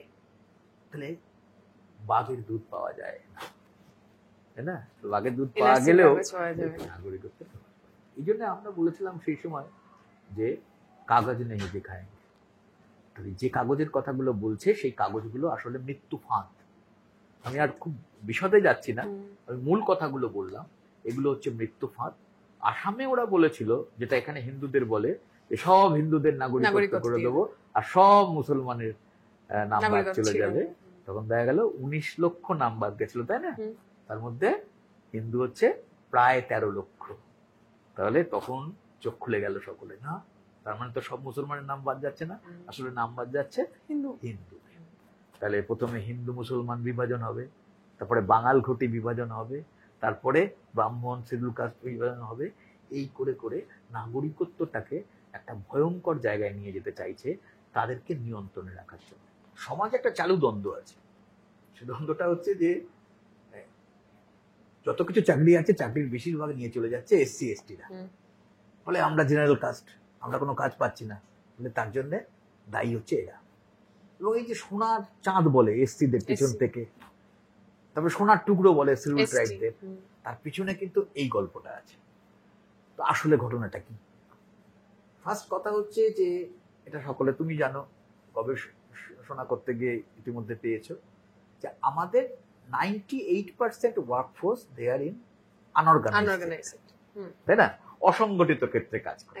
তাহলে 98% তাদের কোনো সংরক্ষণের সুযোগ নেই। আম্বেদকর বলেছিলেন সরকারি কাজে এবং শিক্ষায় সংরক্ষণের প্রয়োগ। তাহলে 98% চলে গেল, তাহলে 2% রইল। 2%-এর ভেতরে আবার 1% হচ্ছে সরকারি, 1% বেসরকারি। সংগঠিত ক্ষেত্রর 1% সরকারি, 1% বেসরকারি। তাহলে 1% সরকারি রইল। এবার এই 1%-এর ভেতরে 15% আর 7.5%, 22%। আচ্ছা, আমি যদি ওবিসিদের সংরক্ষণটাও ধরে নিই, তাহলে আবার বলা যায় 49.5%। তার বেশি কিন্তু পসিবল নয়। যদিও এর মধ্যে আরো একটা ব্যাপার আছে, প্রমোশন, সেটাও হচ্ছে এর বাইরে চলে যাবে। আমি 49.5% ধরি। তাহলে 49.5%-এর অর্ধেক যদি প্রমোশনে চলে যায়, তাহলে 24%, 24.5। এইবারে তার অর্ধেক অংশ ওই যে নন ফাউন্ড সুইটেবল হয়, তারপরে নিয়োগ হয় না ইত্যাদি, কম সিট থাকলে তাতে ইমপ্লিমেন্টেড হয় না। তাহলে দেখা যাচ্ছে 0.112% সেইগুলো রিজার্ভেশনে চাকরি হয় সরকারি ক্ষেত্রে মাত্র। এই তথ্যটাকে আড়াল করা হয়। তার মানে আমরা তখন বলি যে কি, তার মানে সরকার কিন্তু কাজ দিতে পারছে না, তাই না? সরকার কাজ দিতে পারছে না, সরকার শিক্ষা দিতে পারছে না, সরকারি শিক্ষাটাকে সংকুচিত করে দিচ্ছে, সরকারি কাজটাকে সংকুচিত করে বেসরকারি জায়গায় নিয়ে যাচ্ছে। সরকারি ক্ষেত্র যদি বেসরকারি ক্ষেত্র হয়, তাহলে সংরক্ষণ কোথায় হবে? আরো কমে যাবে। তাহলে সুতরাং এইটা নিজেদের অপদার্থতা, নিজেদের অকর্মণ্যতা ঢাকার জন্য, এই ব্যবস্থাটাকে আড়াল করবার জন্য এই তফসিলি জাতি আদিবাসী সঙ্গে সাধারণের দ্বন্দ্ব, সেটা রিজার্ভেশনকে সামনে রেখে করা হয়। This is number 1। নাম্বার 2 যেটা, সেটা হচ্ছে নো রিজার্ভেশন। এটা হচ্ছে আরএসএস এর কথা, এটা হচ্ছে বিজেপিরও কথা। কিন্তু ওরা পার্লামেন্টে বললো যে ইয়েস রিজার্ভেশন। ক্ষেত্রে বললো ইকোনমিক উইকার সেকশনদের জন্য আমরা একটা রিজার্ভেশন দেবো। আমি দেখেছি অনেকে যারা গরিব মানুষের জন্য প্রাণ কাঁদে, তারাও বলছিল হোক না, গরিব মানুষের জন্য সংরক্ষণ হোক, ঠিক আছে, খারাপ কি আছে। সবাই কিন্তু একমত হয়ে গেছিল লোকসভাতে যে হোক ইকোনমিক উইকার, গরিব লোকেদের জন্য সংরক্ষণ। এবার তখন কথা বলা হলো যে ইকোনমিক উইকার সেকশনের মধ্যে এসসি থাকবে কিনা, ওরা তো সবচেয়ে গরিব, বলো না। এসটি থাকবে কিনা, না। ওবিসি থাকবে কিনা, বলে না, ওরা তো রিজার্ভেশন পায়, হবে না। তাহলে কাদের রইল? উচ্চ বর্ণ, higher caste, so called higher caste, number 1। তাহলে হায়ার কাস্ট লোকসভায় যখন এটা পাশ হয় তখন অর্থনৈতিক যে নীতি সেটা কিন্তু আলোচনা হয়। পরে ওরা বলল যে বছরে 8 লাখ টাকা যে ইনকাম করতে পারবে তার নিচে অবধি তারা কিন্তু ইডব্লিউএস এ অ্যাপ্লাই করতে পারে। মাসে কত? 66,666 টাকা। তার মানে যে মাসে 66,666 টাকা ইনকাম করে সে গরিব লোক, সরকার বলছে। এবং তুমি দেখো ওবিসির যে ক্রিমি লেয়ার, ওবিসির ক্রিমি লেয়ার তো ও সরকার বলে দিয়েছিল।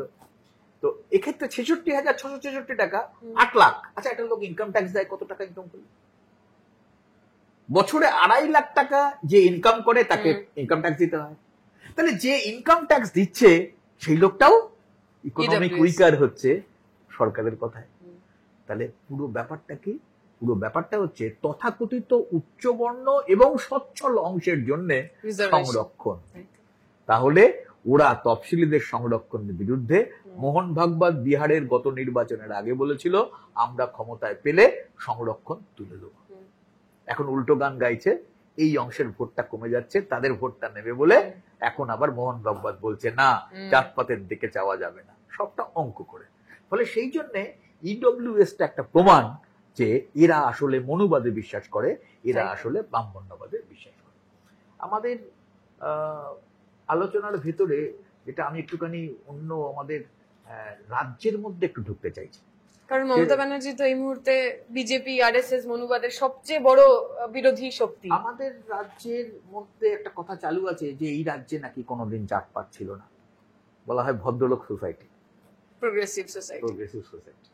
আমাদের এখানে যখন সেন রাজারা ছিল তখন থেকে এর উৎপত্তি, যদিও ওই যে ব্রাহ্মণ, ক্ষত্রিয়, বৈশ্য, শূদ্র এইভাবে ছিল, চতুর্বর্ণ।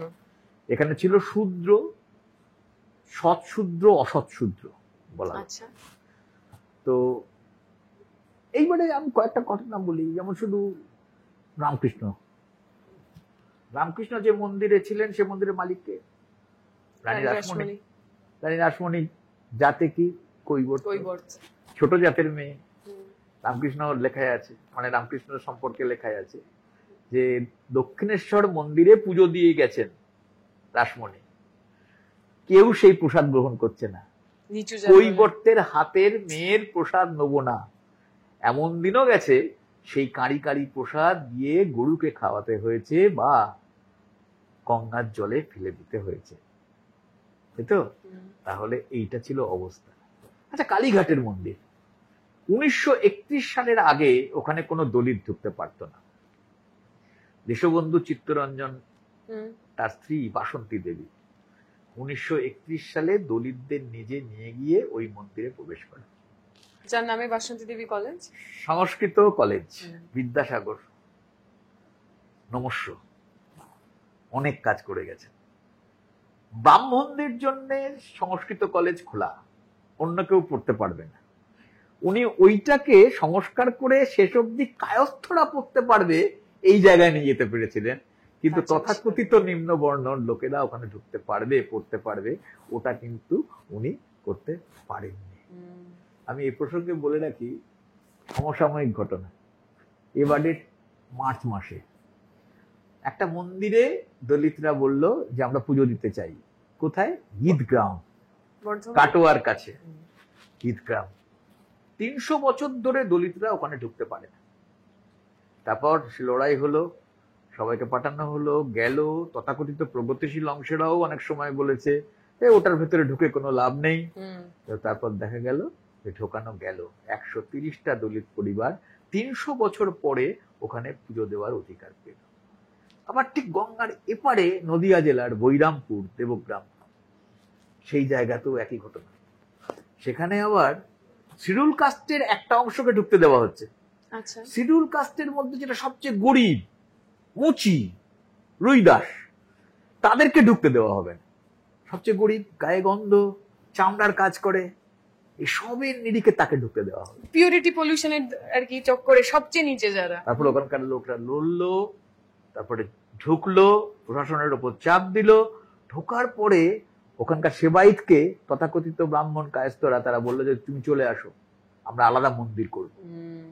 বিগ্রহ নিয়ে যেতে চেয়েছিল, ডিএম কে বলা হলো, ডিএম তখন বলল যে না, ডিএম কে বলা হলো এখানে পাবলিক প্রপার্টি, এই সম্পত্তি যে দান করেছে, এই বিগ্রহ যে দান করেছে, এটা এখন পাবলিকের হয়ে গেছে, এটা কেউ হাত দিতে পারবে। ফলে এইটা আমাদের, এইটা দেখা দেখি আবার কেতুক গ্রামের দুটো মন্দিরে সেখানে লোক ঢুকলো।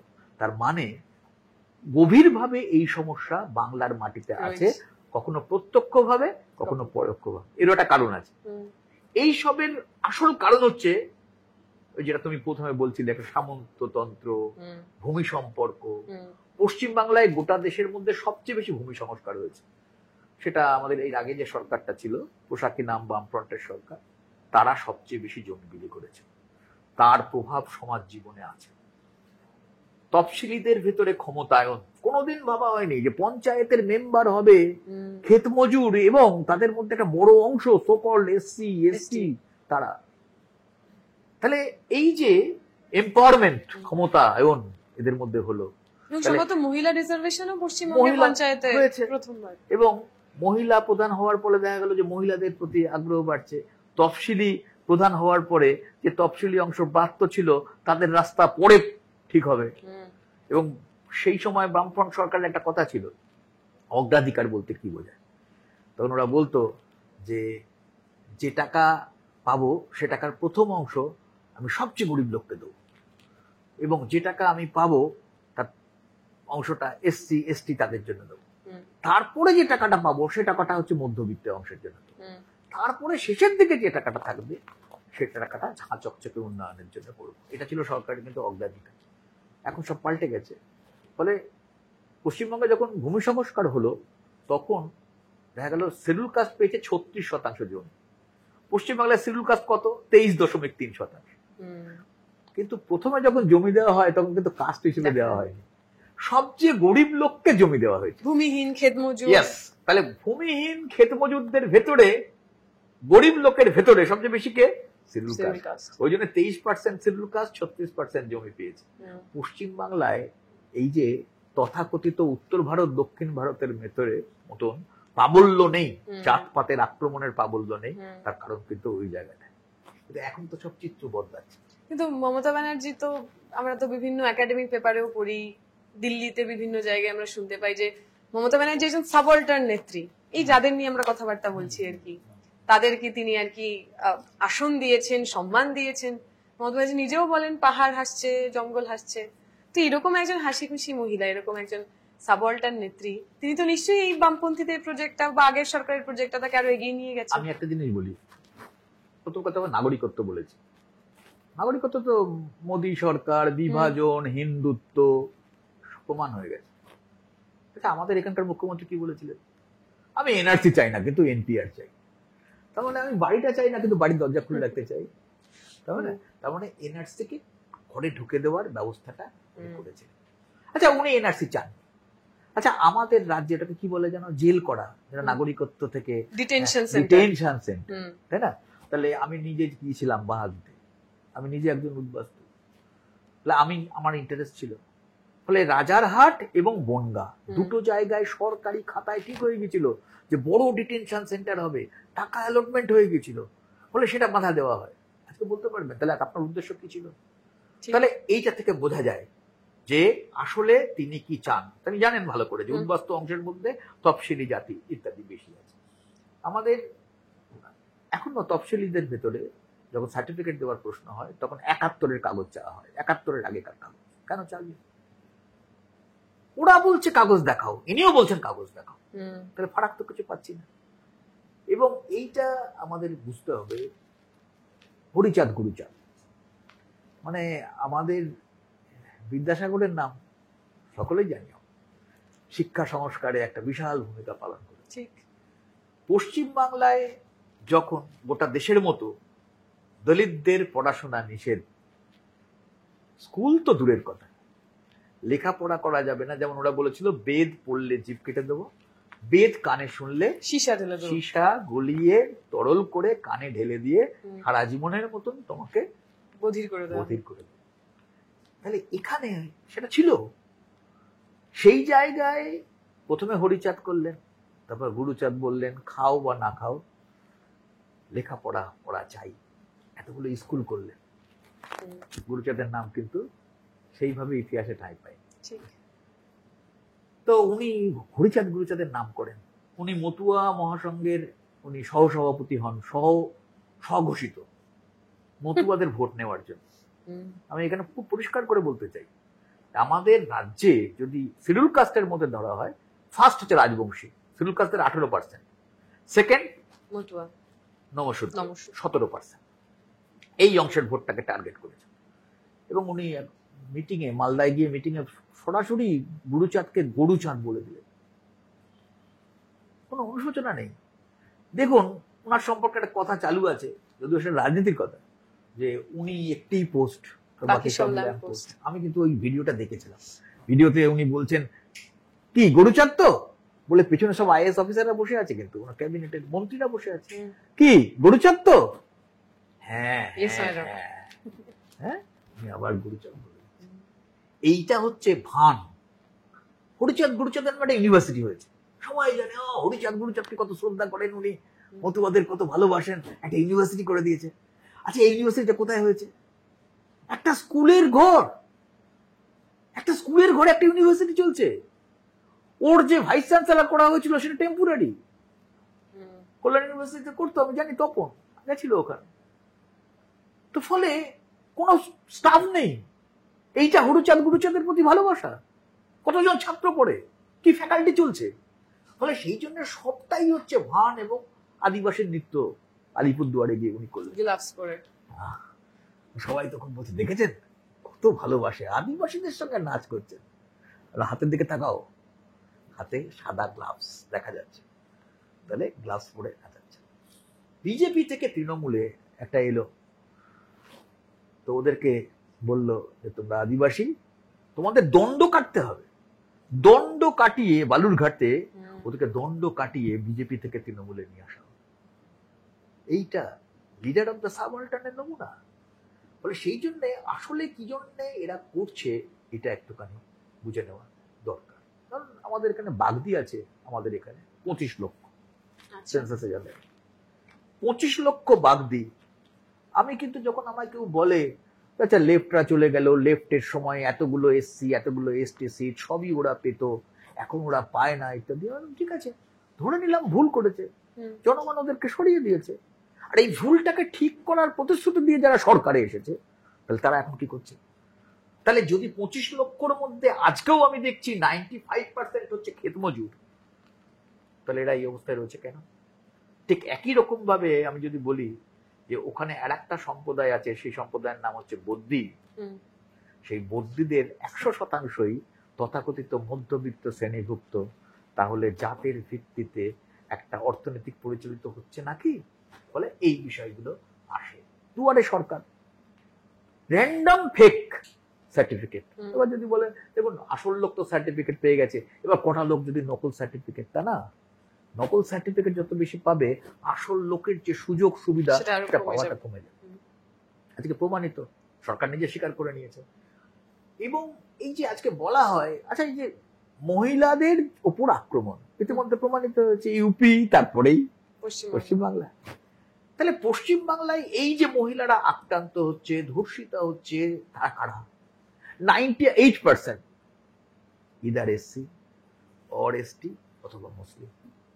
তাহলে পশ্চিমবঙ্গে কন্যাশ্রী রূপশ্রী দেওয়া হয় সবচেয়ে, গোটা ভারতবর্ষে তুমি খুব ভালো জানো, এই আন্দোলনের খবর রাখো, যে সবচেয়ে অল্প বয়সে বিয়ে কোন রাজ্যে হয়, তার নাম পশ্চিমবঙ্গ।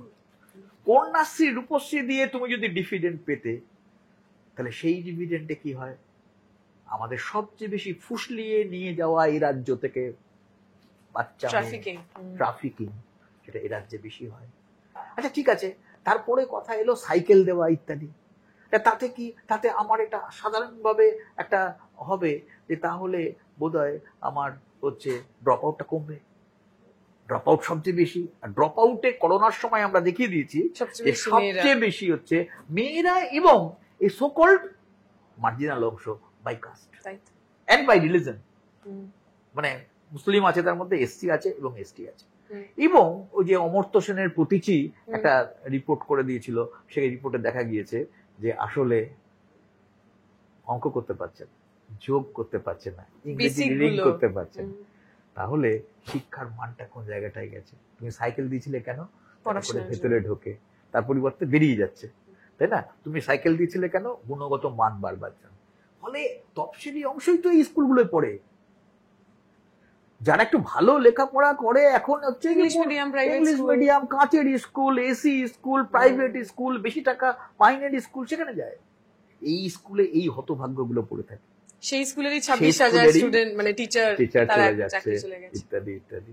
ফলে সেই জন্য আমার এরকম একটা ব্যাপার আছে, সেটা হচ্ছে যে রাজবংশীদের যদি দেখা যায়, রাজবংশীদের 70.66% হচ্ছে নিরক্ষর।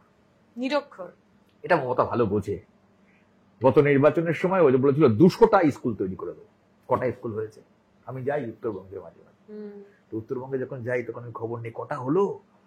তারা বলে স্কুল আছে তো টিচার নেই, আর স্কুল তো হচ্ছেই না। সেই স্কুলে পড়ে কি করবে রাজবংশী?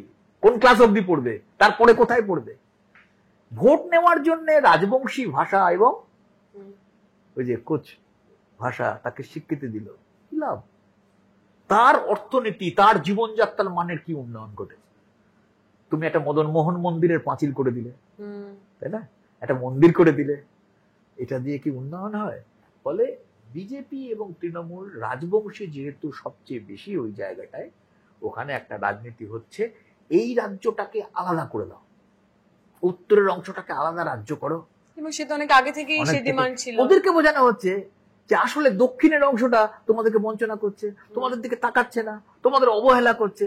তাহলে এই অবহেলা কেটে যাবে কখন? যখন তোমরা আলাদা হবে। কিন্তু এর পিছনে যে অনেকগুলো কারণ রয়েছে, চিকেন স্নেক, সেখান থেকে চীনের উপর নজর দেওয়া হবে, তারপর রাজবংশীদের দিকে একবার যদি সরকার তৈরি করতে পারে, বুলডোজার রাজনীতি হবে, ফলে এদের দিকে তাকানো হবে না।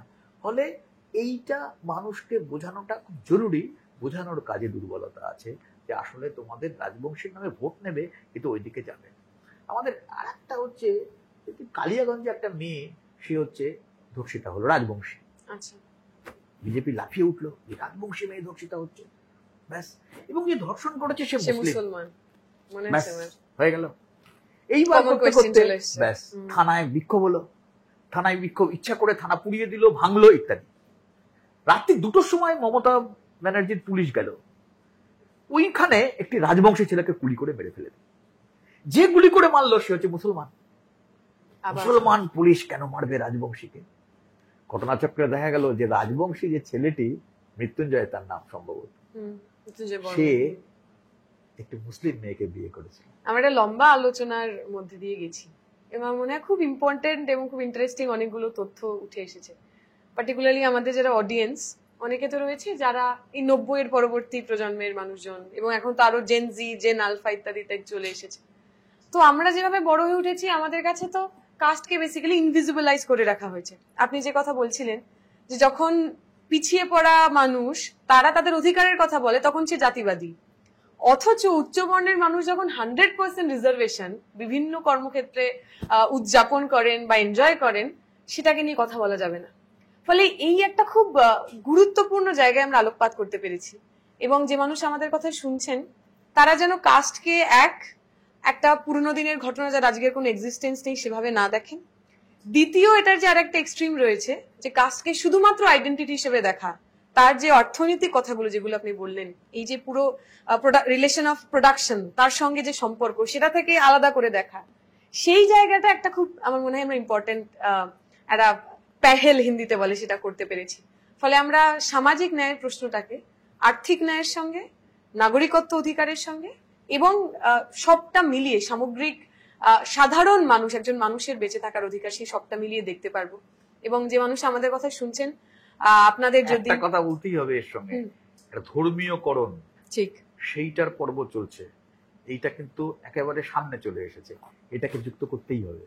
তাহলে ধর্ম, জাত এবং অর্থনীতি, শ্রেণী চেতনার মধ্যে দিয়ে আমরা অন্যরকম একটা সমাজ আশা করি তৈরি করতে পারবো, যে সমাজে কোনো রোহিত ভেমুলা হবে না, যে সমাজে কোনো মনীষা বাল্মীকি হবে না, যে সমাজে আমার পরিচয়, আমার পদবি, আমার যোগ্যতা, আমার পদবি, আমি মাথায় টুপি পরি কিনা অথবা আমি মহিলা কিনা এইগুলো দিয়ে তৈরি হবে না। এমন একটা সমাজের জন্য আমরা সবাই মিলে আশা করি কাজ করব, একসাথে থাকবো। আজ এইটুকুই। আপনাকে অনেক অনেক ধন্যবাদ। আমাদের খুবই ধন্যবাদ, তুমি ধৈর্য সহকারে এইসব কথাগুলো শুনেছো এবং ঠিক যে জায়গায় যে প্রশ্নটা করার কথা ছিল সেই জায়গায় সেই প্রশ্ন করছো, বলে তুমি অনেক ছোট, আমি তোমাকে ভালোবাসা জানাই। Thank you.